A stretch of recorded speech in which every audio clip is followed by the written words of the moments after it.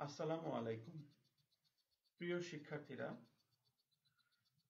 ঢাকা কলেজের ইতিহাস বিভাগ কর্তৃক আয়োজিত অনলাইন ক্লাস কার্যক্রমে একাদশ শ্রেণীর সকল শিক্ষার্থীদের স্বাগত জানাচ্ছি। আমি আব্দুল্লাহ শরীফ, প্রভাষক, ইতিহাস বিভাগ, ঢাকা কলেজ। সকলকে এই সংকটকালীন সময়ে অনলাইন ক্লাস কার্যক্রমে যুক্ত থাকার জন্য সকলকে শুভেচ্ছা এবং ধন্যবাদ জানাচ্ছি। আমাদের সবারই উচিত এই আগমনী শীতের কারণে আমাদের সবারই উচিত যে একটু সাবধানতার সাথে সবাইকে নিরাপদে রাখা, নিজে নিরাপদে থাকা এবং আমাদের পড়াশোনাটি ঠিকঠাক মতো এগিয়ে নিয়ে যাওয়া। তো সকলকে একটু নিরাপদ থাকতে বলছি, সামাজিক দূরত্ব মেনে চলতে বলছি এবং বাসায় যারা বয়োজ্যেষ্ঠ আছে এবং আমাদের তোমাদের যাদের বয়সের ছোট যারা আছে, উভয় বয়সের যারা আছে তো তাদের প্রতি একটু খেয়াল রাখা। যারা ঠান্ডাজনিত সমস্যায় ভোগে তাদের জন্য বলছি আমার শিক্ষার্থীদের খুব সাবধানে এই শীতটা পার করা, কারণ করোনার সংকট আরো বাড়তে পারে এই শীতের সময়। তো ঢাকা কলেজের অনেক শিক্ষক এবং শিক্ষার্থী যারা আছে, যারা অনেকে অসুস্থ আছে, সবার সুস্বাস্থ্য কামনা করছি এবং আজকে তোমাদেরকে একটি নতুন বিষয় নিয়ে আলোচনা করব। সেই বিষয়টির দিকে চলো আমরা এগিয়ে যাই। আজকে আমাদের একাদশ শ্রেণী ইতিহাস বিষয়ের অনলাইন ক্লাস কার্যক্রমের আলোচনার যে বিষয়বস্তু সেটি হচ্ছে লর্ড কর্নওয়ালিস ও চিরস্থায়ী বন্দোবস্ত। প্রথমেই জানার চেষ্টা করব যে লর্ড কর্নওয়ালিস কিভাবে এখানে আসলেন বা কত বছর এখানে শাসন মানে গভর্নর জেনারেল বোর্ডে ছিলেন এবং তার কি কি কাজ ছিল, তার সংস্কারগুলো কি কি ছিল, রিফর্মস গুলো কি কি ছিল, এগুলো একটু জানার চেষ্টা করব। তো প্রথমেই যেটি বলবো যে লর্ড কর্নওয়ালিস 1786 থেকে 1793 পর্যন্ত এই সময়টুকুতে এই এই অঞ্চলে গভর্নর জেনারেল হিসেবে নিযুক্ত ছিলেন।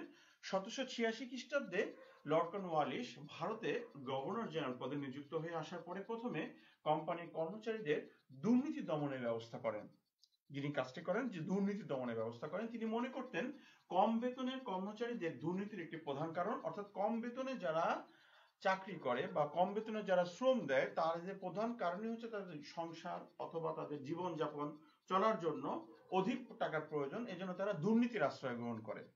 তাই তিনি কর্মচারীদের বেতন বৃদ্ধি করেন এবং কর্মচারীদের কাজে যাতে উৎসাহ প্রদান করতে পারে এবং দক্ষতা বৃদ্ধি হতে পারে, তিনি তার জন্য চাকরির বিভিন্ন স্তরে বন্টন এবং পদোন্নতির ব্যবস্থা বা পদোন্নতি নীতি চালু করেন। তো দেখা যাচ্ছে যে শাসন কাজে যাতে আরো বেশি তারা মনোযোগ দিতে পারে এবং সেজন্য তাদের ব্যক্তিগত বেআইনি ব্যবসা নিষিদ্ধ করা হয়। এভাবে কর্মচারীদের ব্যক্তিগত সততা এবং আনুগত্যের উপর জোর দেওয়া ছিল ভারতের যে কোম্পানির শাসন ব্যবস্থা তা কিছুটা সুদৃঢ় শক্ত ভিত্তির উপরে প্রতিষ্ঠিত হয়।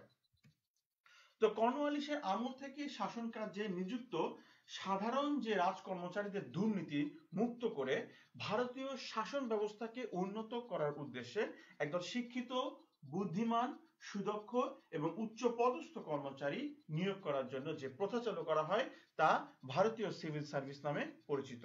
এটি কিন্তু চালু করেন মূলত কর্নওয়ালিস। তো লর্ড কর্নওয়ালিস ছিলেন ভারতের ইংরেজ শাসন ব্যবস্থা তথা ব্রিটিশ সিভিল সার্ভিস ব্যবস্থার প্রকৃত প্রবর্তক।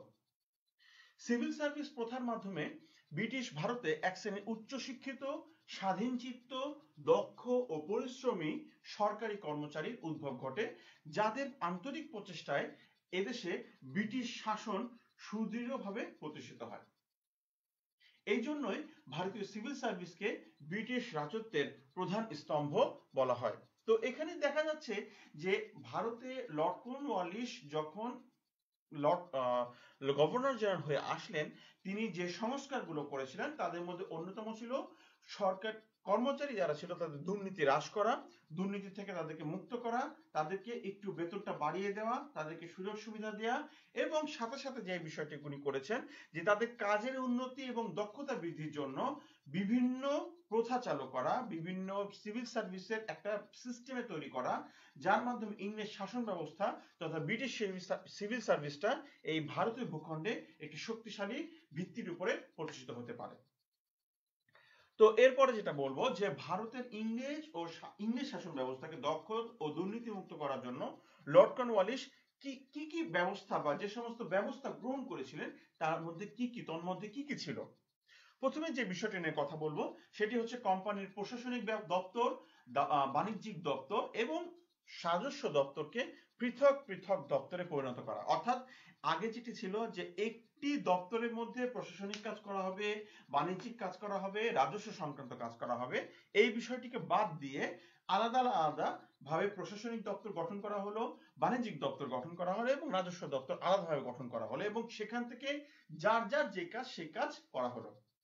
তো এরপরে যেটা বলবো যে শাসন ব্যবস্থা পরিচালনা এবং অন্যান্য বিভিন্ন সম্পর্কে ভারতীয় সিভিল সার্ভিসের কর্মচারীদের দক্ষ করে তোলা। অর্থাৎ শাসন ব্যবস্থা পরিচালনা অর্থাৎ শাসন কাজটা ঠিকমতো কাজ করা এবং অন্যান্য বিভিন্ন সম্পর্কে এই যে ভারতীয় সিভিল সার্ভিসের ব্যক্তিরা যারা যুক্ত ছিলেন তাদেরকে দক্ষ করে তোলার একটি প্রচেষ্টা তিনি গ্রহণ করেন। তো সিভিল সার্ভিস সহ বিভিন্ন স্তরের সমস্ত কর্মচারীদের ব্যক্তিগত ব্যবসা তিনি নিষিদ্ধ করেন। অর্থাৎ সিভিল সার্ভিসে যারা কাজ করবে বা সিভিল সার্ভিসে যারা নিযুক্ত থাকবে তাদের কোনো রকমের ব্যক্তিগত ব্যবসা এস্টাবলিশড হতে পারবে না বা ব্যক্তিগত ব্যবসা করতে পারবে না। ঘুষ ও ভ্যাট নেয়াকে অমার্জনীয় অপরাধ হিসেবে গণ্য করা নির্দেশ করা হয়। অর্থাৎ ঘুষও নিতে পারবে না, ভ্যাটও নিতে পারবে না। তো সিভিল সার্ভিসে এই কর্মচারীদের সচ্ছল এবং সৎভাবে জীবনযাপনের জন্য তাদের পর্যাপ্ত বেতন ও সুবিধা প্রদান করা। আমরা একসময় এখন অনেক সময় দেখি অনেক সার্ভিসে রেশনিং সিস্টেম চালু থাকে, অনেক সার্ভিসে দেখা যাচ্ছে যে ঝুঁকি ভাতা থাকে। এই সমস্ত প্রণোদনা যেগুলো এগুলো কি জন্য কাজ করে? এগুলো কাজ করে তখনই যখন একজন মানুষ যখন সিভিল সার্ভিসে আসে তখন তার যখন এই সমস্ত সংকটগুলো সমাধানের জন্য নিরাপত্তা দানের জন্য বিভিন্ন সুযোগ সুবিধা তখন তাকে দেওয়া হয়, তখন কিন্তু সে কাজের প্রতি সেই সিভিল সার্ভিসের কর্মচারী কাজের প্রতি আগ্রহী হয়ে ওঠে এবং তার শতভাগ মেধা সেখানে দিতে সে ইচ্ছুক হয়। তো দেখা যাচ্ছে এর জন্য যে সিভিল সার্ভিসের কর্মচারীদের সচ্ছল এবং সৎভাবে জীবনযাপনের জন্য তার বিভিন্ন পর্যাপ্ত বেতন এবং সুবিধা তাদেরকে দেওয়া হলো। ওয়ারেন হেস্টিংস এর আমলে ভারতের আধুনিক পুলিশি ব্যবস্থা এবং বিচার ব্যবস্থা সূচনা হলেও এই লর্ড কর্নওয়ালিসের আমলে তা আরো পরিণত এবং সুসংগঠিত হয়। পরবর্তী সময়ে লর্ড কর্নওয়ালিস পরবর্তী শাসন ও বিচার বিভাগীয় সংস্কারগুলি একসঙ্গে সংকলিত করে যার একটি নতুন নাম দেন, সেটা হচ্ছে কর্নওয়ালিস কোড। আবারও বলছি, কর্নওয়ালিস কোডটা কি? কর্নওয়ালিস কোডটা হচ্ছে তাই যে হেস্টিংস এর সময় যে পুলিশি ব্যবস্থা এস্টাবলিশ করা হয়, বিচার ব্যবস্থা সূচনা হলেও এই বিচার ব্যবস্থা এবং পুলিশি ব্যবস্থার একটি আধুনিকীকরণ এবং প্রবর্তিত যে শাসন এবং বিচার বিভাগের সংস্কার, এই টোটাল বিষয়গুলোকে একসাথে সংকলন করে তৈরি করা হয় কর্নওয়ালিস কোড, যাকে কর্নওয়ালিস কোড নামেই পরিচিত। তো লর্ড কর্নওয়ালিস ভারতীয় প্রশাসন ও বিচার ব্যবস্থায় আইনের শাসন প্রবর্তন করেন। অর্থাৎ কি? আইনের শাসন তিনি এই ভারতীয় শাসন এবং বিচার ব্যবস্থায় প্রশাসন ব্যবস্থায় তিনি এস্টাবলিশ করেন। তাহলে বোঝা যায় যে আইনের শাসনের অর্থ হলো এই যে আইনের নিরপেক্ষতা এবং দেশের আইনের চোখে সবাই সমান। অর্থাৎ দেশের যে আইন থাকবে তাতে সবাই সমান থাকবে, কেউ আইনের ঊর্ধ্বে নয়। একটি নির্দেশের মাধ্যমে তিনি জানিয়ে দেন এখন থেকে জেলা কালেক্টর সহ সমস্ত সরকার কর্মচারীকে সরকারি যে সমস্ত কর্মচারী তাদের কৃতকর্ম এবং অপরাধের জন্য জেলা আদালতে অভিযুক্ত করা যাবে। এমনকি ভারতীয় প্রজারা তাদের সম্পত্তি সংক্রান্ত ব্যাপারে সরকারের বিরুদ্ধে আদালতে মামলা করতে পারবে এবং দেখা যাচ্ছে যে আইনের শাসন দ্বারা লর্ড কর্নওয়ালিস তাদের ইস্ট ইন্ডিয়া কোম্পানির উচ্চপদস্থ কর্মচারীদেরও আইনের শাসন মেনে চলতে তাই বাধ্য করা হলো। অর্থাৎ এই আইনের শাসনের মাধ্যমে স্থানীয় পর্যায়ে যেই অপরাধ করবে তাকে শাস্তি ভোগ করতে হবে। এই আইনের শাসনের পর্যায়ে উচ্চপদস্থ কোম্পানির যে সমস্ত কর্মচারী যারা ছিল তাদেরও এই আইনের আওতায় আসতে হবে। তো দেখা যাচ্ছে যে আইনের দিক থেকে একটি শক্তিশালী আইন তারা প্রণয়ন করতে সমর্থ হয় লর্ড কর্নওয়ালিস।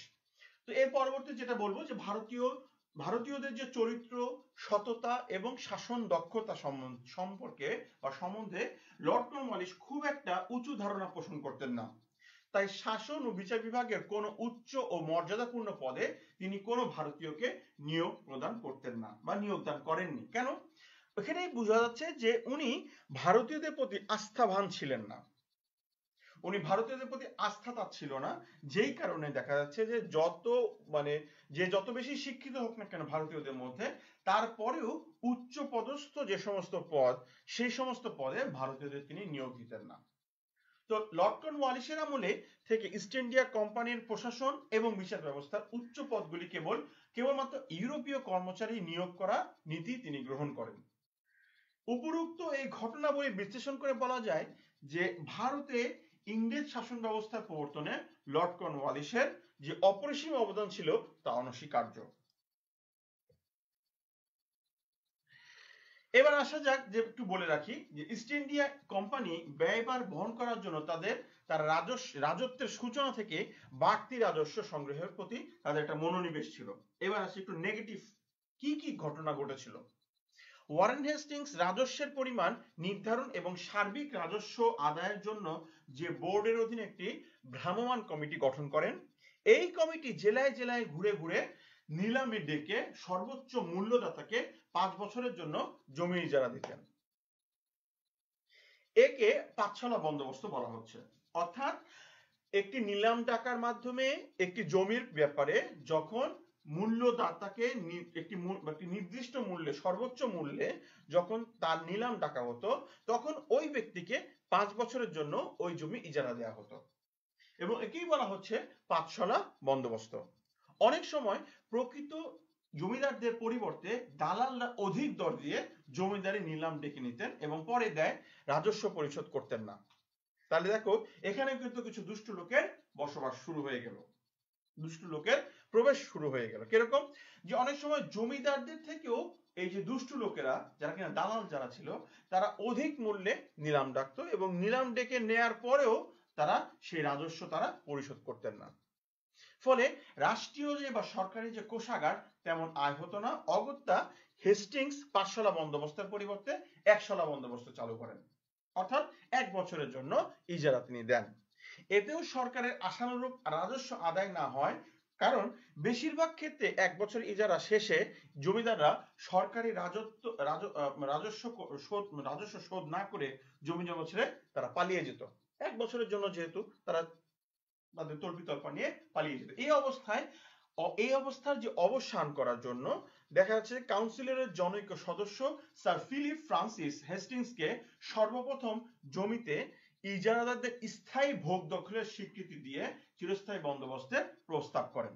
অর্থাৎ এই স্যার ফিলিপ ফ্রান্সিস উনি করলেন কি, উনি একজন কাউন্সিলর ছিলেন। তো উনি যেটা বললেন যে হেস্টিংসকে, যে ঠিক আছে, এখন থেকে যেটা হবে, যেটা করা যায় সেটা হচ্ছে জমিদারি হিসেবে এদেরকে চিরস্থায়ী হিসেবে তাদের বন্দোবস্ত করে দেন, এবং স্থায়ী ভোগ দখলের যখন তাদের চিন্তায় চলে আসবে যে স্থায়ীভাবে ভোগ দখল করছে, তখন তারা এই রাজস্ব দিতে আগ্রহী হবে। তো হেস্টিংসের এই ব্যবস্থার পক্ষপাতী থাকলেও তার আমলে এই ব্যবস্থা বাস্তবায়ন হয়নি। পরবর্তীতে বড় লর্ড কর্নওয়ালিস ভারতে এসে জমিদারদের জমির মালিকানা দিয়ে জমির স্থায়ী বন্দোবস্ত ঠিক করেন, এবং এই প্রস্তাব ইংল্যান্ডে কোম্পানির পরিচালক সমিতি এবং প্রধানমন্ত্রী পিটের অনুমোদন লাভ করে। অর্থাৎ একটা কিছু যদি এই ভূখণ্ডে যদি একটা কিছু করতে হয়, সেক্ষেত্রে তো ইংল্যান্ডের যে সংসদ রয়েছে বা ইংল্যান্ডের যে সংসদ, তাদের একটা অনুমতি লাগবে, ইংল্যান্ডের সরকারের অনুমতি লাগবে। তো দেখা যাচ্ছে যে লর্ড কর্নওয়ালিস প্রথম 10 বছরের জন্য জমিদারদের এই মালিকানা দিয়েছিলেন। তিনি এর নাম দেন হচ্ছে 10 শালা বন্দোবস্ত। এই ব্যবস্থায় পরবর্তীতে চিরস্থায়ী বন্দোবস্তে রূপান্তরিত হয়। অর্থাৎ 10 শালা বন্দোবস্ত 10 বছরের জন্য যখন দেওয়া হয়, এরপরেই এটির নাম হয় হচ্ছে চিরস্থায়ী বন্দোবস্ত। তো 1793 খ্রিস্টাব্দের 22 মার্চ লর্ড কর্নওয়ালিস চিরস্থায়ী বন্দোবস্ত প্রবর্তন করেন। এই সাল এবং তারিখটা খুবই গুরুত্বপূর্ণ, 1793 সালের 22 মার্চ। তো বাংলা, বিহার, উড়িষ্যা ও বেনারসের এই ব্যবস্থা চালু হয়। এই ব্যবস্থা অনুযায়ী জমিদার বংশানুক্রমে জমির স্বত্ব ভোগ করেন এবং তাকে নির্দিষ্ট একটি সময়ের মধ্যে নির্দিষ্ট কোনো রাজস্ব কোম্পানির রাষ্ট্রীয় কোষাগারে বা কোম্পানির কোষাগারে জমা দিতে হতো। নির্দিষ্ট দিনে সূর্যাস্তকালের মধ্যে খাজনা যদি জমা দিতে না পারতো কেউ, কোনো শ্রমিক বা কেউ যদি না দিতে পারতো, তো তাকে দেখা যাচ্ছে যে জমিদার জমির অধিকার থেকে তাকে বঞ্চিত করা হতো। তো বছরের নির্দিষ্ট দিনে সূর্যাস্তের পরে রাজস্বের পরিশোধ করতে হতে একে বলা হচ্ছে সূর্যাস্ত আইন। তার মানে এই সূর্য অস্ত হওয়ার আগেই রাজস্ব আদায় করার একটি বিধিবিধান ছিল, যাকে বলা হচ্ছে সূর্যাস্ত আইন। তো এবার আসা যাক যে চিরস্থায়ী যে বন্দোবস্তের কথাটা এতক্ষণ আমরা বললাম লর্ড কর্নওয়ালিসের পরে সংস্কারের পরে, তো এই চিরস্থায়ী বন্দোবস্তের সুফলটা কি ছিল, একটু সুফলটার দিকে তাকাই। তো চিরস্থায়ী বন্দোবস্তের সুফলগুলির মধ্যে সবচেয়ে গুরুত্বপূর্ণ যে বিষয়টি ছিল সেটি ছিল হচ্ছে এই ব্যবস্থার ফলে এতদিন পর্যন্ত কোম্পানির রাজস্ব সম্পর্কে যে অনিশ্চয়তা ছিল তা কেটে গেল, তা অবসান হলো। অর্থাৎ রাজস্ব সংক্রান্ত কেউ দিচ্ছে কেউ দিচ্ছে না, বা কেউ অল্প পরিমাণে দিচ্ছে, কেউ পূর্ণাঙ্গভাবে মানে দিচ্ছে না। তো এই ব্যবস্থাটাকে স্টপ করার জন্য, অবসান করার জন্য তারা চিরস্থায়ী বন্দোবস্ত যখন স্টাবলিশ করলো, তখন দেখা গেল চিরস্থায়ী মানে 10 সালের বন্দোবস্ত চিরস্থায়ী বন্দোবস্তে কনভার্ট হলো। তখন এই জমিদারের যারা ইজারাদার যারা ছিল তারা চিন্তা করলো যে না, যেহেতু আমাদের সমস্ত ভোগ দখলের অধিকার এই জমির উপর আছে, সেহেতু আমরা খাজনা দিতে তাদের কোনো আপত্তি থাকলো না। তো কোম্পানি তার স্থায়ী আয় সম্পর্কে যে সুনিশ্চিত হয়, এটি একটি চিরস্থায়ী বন্দোবস্তের সুফল। এবং পরবর্তী যে আরেকটি সুফল সেটির কথা যদি বলি, যে চিরস্থায়ী বন্দোবস্তের ফলে ভারতের রাজকীয় যে অনুগ্রহ পুষ্ট একটি নতুন অভিজাত শ্রেণী গড়ে ওঠে, যারা সরকারের প্রধান সমর্থক ছিলেন এবং এদের সহযোগিতায় ভারতের ব্রিটিশ শাসনে স্থায়িত্ব বিস্তার লাভ করে। অর্থাৎ কাদের কথা বলছি, এদের কথাই বলা হচ্ছে যারা জমিতে ইজারাদার হিসেবে ছিলেন বা জমিদার হিসেবে ছিলেন, জমিদারি সত্ত্ব ভোগ করেছিলেন, তারাই এই সরকারের প্রতি অর্থাৎ এই ব্রিটিশ সরকারের প্রতি একটি আনুগত্য তারা প্রকাশ করে। এবং এই ব্রিটিশ সরকার আনুগত্য প্রকাশ করার ফলে ভারতের যে ব্রিটিশ শাসন তার প্রতি একটি আস্থা অর্জন করে এবং মানে এই ভারতের যে ব্রিটিশ শাসন তার স্থায়িত্ব এবং তার কার্যক্ষমতাকে আরেকটু বাড়িয়ে দেয়। পরবর্তী যে পয়েন্টটি সুফলের কথা বলবো সেটি হচ্ছে চিরস্থায়ী বন্দোবস্তের ফলে সংগৃহীত অর্থ থেকে কোম্পানি তার বাণিজ্যিক বিনিয়োগের মূলধন সংগ্রহ করতে সক্ষম হয়। অর্থাৎ ইজারাদাররা যখন ইজারা দিতে সমর্থ হলো, জমিদাররা যখন খাজনা আদায় করতে সমর্থ হলো, তখন দেখা যাচ্ছে যে এই যে কোম্পানির যে রাজকোষ তা যখন আস্তে আস্তে বৃদ্ধি লাভ করে, তখন এই টাকা তারা বিভিন্ন বাণিজ্যিক বিনিয়োগে মূলধন হিসেবে তারা কাজে লাগায়। তো জমির আরেকটি বিষয়, যেটা জমিদারগণ স্থায়ীভাবে জমির মালিকানা পাওয়ার জন্য কৃষি জমির উৎপাদিকা শক্তি বৃদ্ধির প্রতি বিশেষ মনোযোগ দেওয়ার সুযোগ সৃষ্টি হয়। কৃষি উন্নতি ঘটে, ফলে জমি থেকে সরকারের যে রাজস্ব আদায় বাবদ তা ক্রমশ আয় অন্তত বাড়তে থাকে। অর্থাৎ জমি থেকে যে ইজারা আদায় করবে, এই জমিতে তো উৎপাদন শক্তি বাড়াতে হবে। তো এই উৎপাদন শক্তি বাড়াতে গেলে এর উপর মনোযোগ সৃষ্টি করতে হবে। এবং দেখা যাচ্ছে যে এই জমির উপর যখন বিভিন্নভাবে মানে এক্সপেরিমেন্ট চালানো হলো, বিভিন্ন রকমের উৎপাদনে বৃদ্ধি করা হলো, তখন দেখা গেল যে সরকার রাজস্ব আস্তে আস্তে বৃদ্ধি পেতে থাকলো। এরই ফলে ক্রমশ দেখা যাচ্ছে যে এই জমিদাররা রাষ্ট্রীয় যে কোষাগার বৃদ্ধিতে তারা অন্যতম ভূমিকা পালন করে। তো কোম্পানি তার স্থায়ী আয় সম্পর্কে সুনিশ্চিত হওয়ার জন্য তাদের পক্ষে বাৎসরিক আয় ব্যয়ের একটা সুনির্দিষ্ট রূপরেখা তারা তৈরি করতে সহজ হয়। অর্থাৎ এই যে আয়টা যে ধীরে ধীরে ধারাবাহিকভাবে একটা কন্টিনিউয়াস প্রসেসে চলছিল, তো এর ফলে তারা কি বাৎসরিক যে আয় ব্যয়ের একটি সুনির্দিষ্ট রূপরেখা তা কিন্তু তারা চিত্রটি আঁকতে সহায়তা করে। চিরস্থায়ী বন্দোবস্তের ফলে প্রজারা নিলামদারদের শোষণ এবং ঘন ঘন উচ্ছেদের হাত থেকে রেহাই পায়, এটা তো সত্য। এই বন্দোবস্তের ফলে জমিদারগণ অনেক ক্ষেত্রে গ্রামের মধ্যমণি হয়ে গ্রামগুলির সর্বাঙ্গীন উন্নতির প্রতি যত্নবান হয়। অর্থাৎ একটি গ্রামে যখন একজন ব্যক্তিকে যখন খুব গুরুত্ব দেওয়া হয়, তখনও কিন্তু তার মধ্যে একটা জিনিস তৈরি হয় বা জিনিস ইস্টাবলিশড হয় যে না, আমাকে যেহেতু এত গুরুত্ব দিচ্ছে তার মানে আমাকে এই গ্রামের জন্য কিছু করতে হবে। তখন তিনি কিন্তু ওই গ্রামের প্রতি যত্নবান হয়ে ওঠেন। কালক্রমে যেটা হয় যে এই জমিদার শ্রেণীর মধ্য থেকে জাতীয় সংগ্রামের পুরোধা বহু নেতার আবির্ভাব ঘটে। তারা তাদের বাংলা তথা ভারতের নবজাগরণে ত্বরান্বিত করে। অর্থাৎ বলা হচ্ছে যে এই যে জমিদার শ্রেণী, এই জমিদার শ্রেণীর মধ্য থেকে অনেক বহু নতুন নতুন নেতার আবির্ভাব ঘটে। তারা কিন্তু এই বাংলার প্রতি মানে বেশি দায়িত্ববান হয়ে পড়ে। তো মধ্যস্বত্বভোগী যে সমস্ত শ্রেণী ছিল তাদের উদ্ভব এই চিরস্থায়ী বন্দোবস্তের আরো একটি সুফল। অর্থাৎ মধ্যস্বত্বভোগী হিসেবে নতুন একটি শ্রেণীর উদ্ভব হয়। তো দেশের কৃষিযোগ্য আবাদি জমির পরিমাণ আস্তে আস্তে বৃদ্ধি পায় এবং জনসংখ্যাও কিন্তু বৃদ্ধি পেতে থাকে। যেখানে উৎপাদন বেশি সেখানে কিন্তু জনসংখ্যার সংখ্যা কিন্তু আস্তে আস্তে ডে বাই ডে বাড়তে থাকে। তো চিরস্থায়ী বন্দোবস্তের ভূমি ও সমাজ ব্যবস্থা উভয় ক্ষেত্রে উল্লেখযোগ্য পরিবর্তন এনেছিল। ঐতিহাসিক রমেশচন্দ্র দত্তের ভাষায় 150 বছরের একটি ব্রিটিশ শাসনের এটাই একমাত্র ব্যবস্থা যা ভারতীয় জনসাধারণের আর্থিক কল্যাণ সাধন করেছে। এবং ঐতিহাসিক মার্শম্যানের ভাষায় কর্নওয়ালিসের চিরস্থায়ী বন্দোবস্ত ছিল একটি সাহসিকতাপূর্ণ বিজ্ঞ পদক্ষেপ। তিনি এটাই বলেছেন, it was the bold, brave and wise measure. এবার আসি যে চিরস্থায়ী বন্দোবস্তের কুফলটি কি ছিল, এই ব্যবস্থায় কি কি সমস্যা ছিল, কি কি সমস্যাই বা ফলাফলটা কি ছিল একটু জানার চেষ্টা করি। এই ব্যবস্থায় জমিদারদের স্বার্থ সংরক্ষিত হয়েছিল, প্রজাদের স্বার্থ তখন দেখা হয়নি। জমিদারদের স্বার্থ তখন দেখা হয়েছে, অর্থাৎ প্রজাদের স্বার্থ তখন দেখা হয়নি। ভূমিহীন প্রজাগণ অত্যাচারী জমিদার ও নায়েবদের খপ্পরে পড়ে তাদের দুর্দশা শেষ ছিল না। চিরস্থায়ী বন্দোবস্তের ফলে মানুষের জমির উপর অতিমাত্রায় নির্ভরশীল হয়ে পড়ে এবং শিল্পের অগ্রগতি রুদ্ধ হয়ে যায়। অর্থাৎ একটি জাত, এই যে জমি সংক্রান্ত চিরস্থায়ী বন্দোবস্ত যখন শুরু হলো তখন দেখা যাচ্ছে যে অনেক মানুষ জমির উপর নির্ভরশীল হয়ে পড়ে, জমির উপর উৎপাদনের সাথে জড়িত, জমির উৎপাদনের ফলের বিক্রির সাথে জড়িত, ইত্যাদির সাথে জড়িত, কিন্তু শিল্পের দিক থেকে আস্তে আস্তে আস্তে আস্তে এই অঞ্চলটা পিছিয়ে পড়তে থাকে। ফলে ব্যবসা বাণিজ্যে মন্দা দেখা দেয়, গ্রাম বাংলায় দারিদ্র আরো বাড়তে থাকে। নির্দিষ্ট সময়ের মধ্যে খাজনা পরিশোধ করতে গিয়ে জমিদার ও প্রজা উভয়কে টাকার জন্য বিত্তবানদের কাছ থেকে হাত পাততে হয়। এভাবেই সমাজে মহাজন তথা সুদখোর সম্প্রদায়ের উদ্ভব হয়।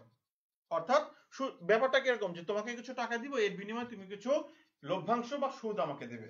এইভাবে আস্তে আস্তে বিত্তবানদের প্রভাব আস্তে আস্তে বিরাট আকার ধারণ করে এবং যারা কিনা নিম্নবিত্ত শ্রেণী, এরা আসলে দেখা যাচ্ছে যে বিভিন্ন এই সুদখোর সম্প্রদায়ের হাতে মানে একেবারে নিষ্পেষিত হতে থাকে।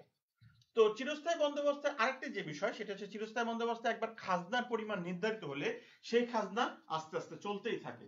কৃষির উন্নতির ফলে জমিদারদের আয় বাড়লেও সরকার তার অংশ থেকে বঞ্চিত হতে থাকে। অর্থাৎ জমিদার কৃষির উন্নয়ন যদি ধীরে ধীরে গ্র্যাজুয়ালি ডেভেলপ করে, কিন্তু ওই যদি খাজনা নির্ধারণ করে আছে একটা নির্দিষ্ট, ওই নির্দিষ্ট খাজনাই কিন্তু তাকে দিতে হতো। যার ফলে দেখা যাচ্ছে ডে বাই ডে যে কৃষির উন্নয়ন ঘটতো, কৃষির যে আয়টা যে ডে বাই ডে বাড়তে থাকতো, গ্র্যাজুয়ালি বাড়তে থাকতো। তো এই বাড়তি আয়টা কিন্তু সরকারের কোনো অংশ ছিল না, এই বাড়তি অংশ সরকারকে দেওয়া হতো, যার ফলে সরকার এ থেকে বঞ্চিত হয়। তো এই ছিল মূলত আমাদের আজকের আলোচনার বিষয়। তো সকলকে একটি কথা বলবো যে আমরা আজকে যে বিষয়টি নিয়ে কথা বলেছি, যে লর্ড কর্নওয়ালিস এবং তার চিরস্থায়ী বন্দোবস্তের কথা। তো লর্ড কর্নওয়ালিস এবং চিরস্থায়ী বন্দোবস্ত একে ওতপ্রোতভাবে জড়িত, যার কারণে এটি না বললেই নয় যে লর্ড কর্নওয়ালিসের চিরস্থায়ী বন্দোবস্তই কিন্তু পরবর্তীতে আমাদের এই ভূখণ্ডে এই যে খাজনা বলি, ট্যাক্স বলি, এই সমস্ত বিষয়গুলো চলে আসছে এবং এই সমস্ত আরো শক্তিশালী আকার ধারণ করেছে। আমরা কিন্তু এখনো কিন্তু গ্রামগঞ্জে শুনি যে খাজনা আদায় করতে হয়, ঠিক আছে। তো এই সমস্ত বিষয়গুলি কিন্তু সেই ব্রিটিশদের সময় থেকে শুরু করে যে চিরস্থায়ী বন্দোবস্ত ছিল সেই বিষয়টি কিন্তু এখানে এসেছে। তো সকলকে একটি কথা বলতে চাই যে আজকে এই আলোচনা যদি সামারিটা নিই তাহলে বলতে হয় যে আমরা আজকে সম্পর্কে জানতে পারলাম লর্ড কর্নওয়ালিস এবং তার সংস্কার সম্পর্কে জানতে পারলাম। তার সংস্কারের মধ্যে কি কি ছিল, যে দুর্নীতি দমন করার জন্য তিনি তার যে কর্মচারী যারা ছিল তাদের বেতনের পরিমাণ বৃদ্ধি করে দেন এবং সুযোগ সুবিধা তিনি বাড়িয়েছিলেন এবং ব্যক্তিগত যে ব্যবসা যাতে তাদের কর্মচারীদের ছিল এই ব্যবসা বাণিজ্য তিনি বন্ধ করে দেন। এবং তিনি যে বিষয়গুলি নিয়ে সবচেয়ে বেশি ওরিড ছিলেন যে কেন ইস্ট ইন্ডিয়া কোম্পানির, এই কোম্পানির রাষ্ট্রীয় কোষাগারের অর্থ বাড়বে না। তো দেখা যাচ্ছে যে হেস্টিংসের আমলে 5 শলা বন্দোবস্ত, 1 শলা বন্দোবস্ত, 10 শলা বন্দোবস্ত চালু হয়। পরবর্তীতে এইটি এস্টাবলিশড হয় হচ্ছে লর্ড কর্নওয়ালিসের সময় 10 শলা বন্দোবস্ত, যেটিকে চিরস্থায়ী বন্দোবস্ত বলা হচ্ছে।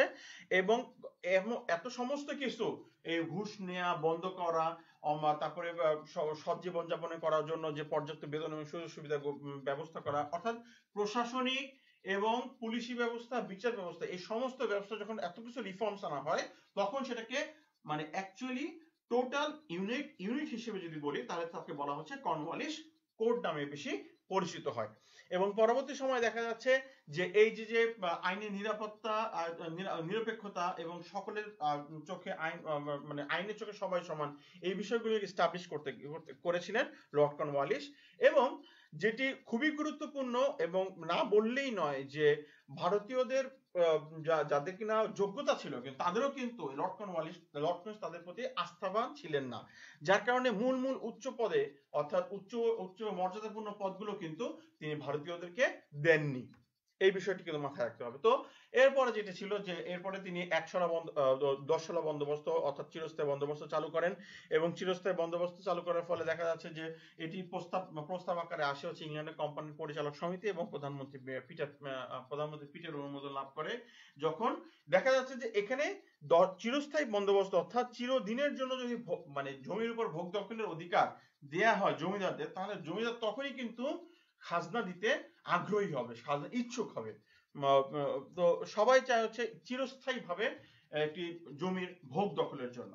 তো দেখা যাচ্ছে যে রাজস্বের পরিমাণ ধীরে ধীরে আস্তে আস্তে বাড়তে থাকে, কিন্তু ও এই জমিদারদের এই চিরস্থায়ী বন্দোবস্তের কিছু সুফলও ছিল কুফলও ছিল। তো সুফলগুলো সম্পর্কে আমরা জানতে পারছি যে স্থায়ী কোম্পানি তার স্থায়ী আয় সম্পর্কে সুনিশ্চিত হয়, একটা বাজেট তৈরি করতে সহায়তা হয়, কোথায় বৈদেশিক বাণিজ্যে এই বিনিয়োগ এই যে আয়টা এই আয়টা বৈদেশিক বাণিজ্যে বিনিয়োগ করতে তারা মানে চিন্তাগতভাবে ঠিক থাকে এবং তারা বিনিয়োগ করা শুরু করে, এবং জমি থেকে যে রাজস্ব আদায় বাবদ আস্তে আস্তে বাড়তে থাকে। মূলত কোম্পানির যে স্থায়ী আয় সম্পর্কে মানে কোম্পানি তাদের স্থায়ী আয় সম্পর্কে সুনিশ্চিত হয়, এবং আয় ব্যয়ের বাৎসরিক যে আয় ব্যয় অর্থাৎ বাজেটের কথা যেটা বলছিলাম, যে বাৎসরিক যে আয় ব্যয় এই আয় ব্যয়ের একটি সুনির্দিষ্ট রূপরেখা তারা তৈরি করতে পারে। এবং চিরস্থায়ী বন্দোবস্তের ফলে দেখা যাচ্ছে যে একটি নির্দিষ্ট শ্রেণীরই উদ্ভব হয়, জমিদার শ্রেণী, তারা কিন্তু এই কোম্পানির শাসনকে সবসময় আনুগত্য করেছে এবং কোম্পানির শাসনের প্রতি তারা সবসময় বিচক্ষণ বা আস্থাবান ছিল, এবং তাদের কোম্পানির নিজস্ব জমিদার শ্রেণী তৈরি হয় যারা তাদের পক্ষ হয়ে সবসময় কথা বলবে। তো এই ছিল মূলত সুফল, এবং কুফলের মধ্যে যেটা দেখি যে কোম্পানি কিন্তু এখানে কিছু মধ্যস্বত্বভোগীর উদ্ভব হয়, জমিদারি নায়কদের খপ্পরে পড়ে, এবং দেখা যাচ্ছে যে ব্যবসা বাণিজ্যে কিছু মন্দা তৈরি হয়, এবং চিরস্থায়ী বন্দোবস্তে মানুষ জমির উপর নির্ভরশীল হয়ে পড়ে, এবং মানে যেটাকে বলা হচ্ছে যে কৃষির উপর এত ডেভেলপ হওয়ার কারণে শিল্পের দিক থেকে এই অঞ্চল পিছিয়ে পড়ে। তো এই ছিল মূলত আজকের আমাদের আলোচনার বিষয়। তো আমাদের সকলের উচিতই সবার জন্য দোয়া করা, কারণ আমাদের কলেজের principal sir professor Niall Ahmed sir এবং ভাইস প্রিন্সিপাল স্যার সহ সকল শিক্ষকের জন্য তোমরা সবাই দোয়া করবে। এবং অনেকে আছে অসুস্থ, অনেক শিক্ষক আছে আমাদের মধ্যে অনেক অসুস্থ, অনেক ছাত্র আছে আমাদের অসুস্থ, এবং অনেক কর্মচারী আছে অসুস্থ। এদের সকলের জন্য তোমাদের কাছে আমি দোয়া চাই, এবং আমরাও দোয়া করি, আমার জন্য তোমরা দোয়া করবে। এবং একটা বিষয় কি যে আমি প্রতি ক্লাসেই বলি, আর বারবার কেন বলি, তোমাদের যাতে মনোজগতে আমার এই কথাটা পৌঁছায় এই জন্যই বারবার বলি, সেটা হচ্ছে যে বাসায় একটু সামাজিক নিরাপত্তা, সামাজিক দূরত্ব মেনে চলা, বাইরে বা যেখানে যায় বাসায় একটু চেষ্টা করা হচ্ছে সবসময় সাবান পানি দিয়ে হাত নিয়মিত পরিষ্কার রাখা, এবং বাইরে থেকে কোথাও আসলে যে কাপড়টা পরা ছিল সেই কাপড়টা অবশ্যই কিন্তু একেবারে ধোয়ার জন্য পরিষ্কার করার জন্য তৈরি করা। এবং এটা মনে রাখতে হবে যে তোমার মানে সচেতনতায় কিন্তু তোমার পরিবারকে ভালো রাখতে পারবে। এজন্য বলছি যে আসো আমরা জাতীয় স্বাস্থ্যবিধি মেনে চলি, পরিবার এবং দেশকে মানে সুখী এবং সমৃদ্ধ রাখি। আমরা চাই, সবসময় চাই যে পরিবার কিন্তু পরিবারটা ভালো থাকুক, পরিবার সুস্থ থাকুক, পরিবারে যারা বয়োজ্যেষ্ঠ আছে, যারা ছোট আছে, সবার প্রতি কিন্তু আমাদের একটা দায়িত্ব রয়েছে, এবং সবার প্রতি দায়িত্বটা তখনই পালন হবে যখন তুমি নিজে সুস্থ থাকবে। তো আসো যে আমরা সবাই নিজে যারা আছি, আমরা যারা বাসায় অবস্থান করি, অবশ্যই আমাদেরকে উচিত সুন্দরভাবে এবং একটি গুছানো জীবন, এটাই কিন্তু সময় আমাদের, একটা সময় কিন্তু আমরা কিন্তু যাচ্ছে তাই ভাবে মানে আমাদের জীবন যাপন করতাম, যেমন আমরা হাত না ধুয়ে খেতে বসে যেতাম, আমরা খুবই মানে অনেকভাবে পরিষ্কার পরিচ্ছন্ন ওভাবে ছিলাম না। এই করোনা কিন্তু আমাদের কিন্তু অনেক কিছু শিক্ষা দিয়েছে, আমাদের কিন্তু পরিষ্কার পরিচ্ছন্ন হতে শিক্ষা দিয়েছে। এবং একটা কথা কি যে আমাদের নিজেদের প্রতি যেরকম সচেতন করেছে এই করোনা, ঠিক একই রকম ভাবে আমার কারণে আমার পাশের একটা মানুষ বা আমার পরিবারের একজনকে, আমার বন্ধু একজনকে, আমার সহকর্মী একজনকে অসুস্থ হয়ে পড়বে আমার কারণে, এটিও কিন্তু আমাদেরকে সচেতন করে দেয় আমার কারণে যেন কারো যেন কোনো ক্ষতি না হয়, এই বিষয়টি কিন্তু এই করোনা আমাদেরকে সচেতন করেছে। তো এই জন্যই বলছি যে আমার বিশ্বাস এভাবে সমাজ থেমে থাকতে পারে না, সমাজ এগিয়ে যাবে, তুমি আমি এগিয়ে, এবং তুমি আমি কিন্তু এই সমাজকে এগিয়ে নিয়ে যাব।